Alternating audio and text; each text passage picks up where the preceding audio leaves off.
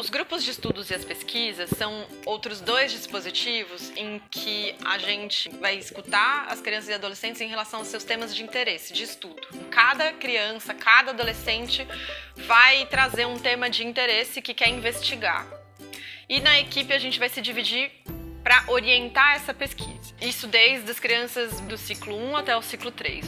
As crianças mais novas, elas costumam trazer muitas perguntas simples sobre um tema de interesse. E à medida que elas vão avançando nesse processo de pesquisa ao longo dos anos, as perguntas vão se complexificando e ficando em menor quantidade.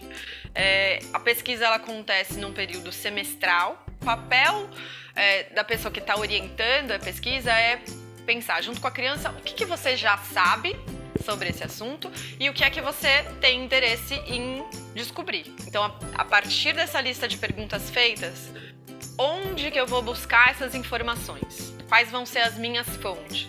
Nesse processo, a gente vai pensar o que é uma fonte confiável, o que é uma fonte que não é confiável, o que é que eu faço quando eu tenho informações distoantes entre duas fontes. E aí a gente tem, ao longo de cada semestre, momentos de partilha. Então, as crianças apresentam umas para as outras quais são os temas que elas escolheram para trabalhar naquele semestre.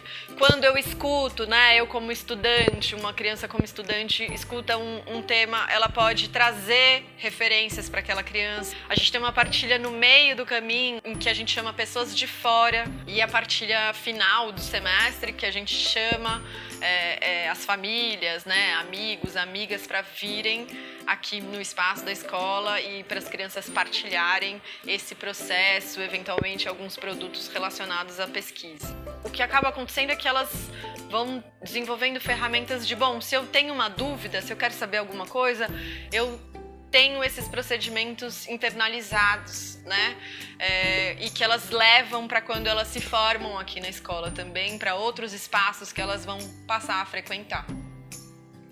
Os grupos de estudos vão trabalhar a partir dos interesses coletivos.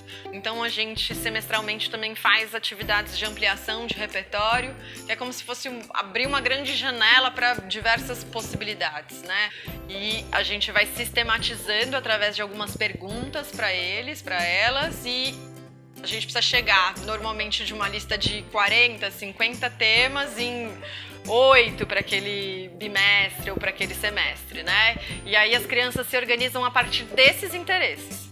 Então, para além da organização dos ciclos, independente dessa organização dos ciclos, elas vão se juntar porque elas querem entender sobre a física nos parques de diversão, ou elas querem aprender Libras.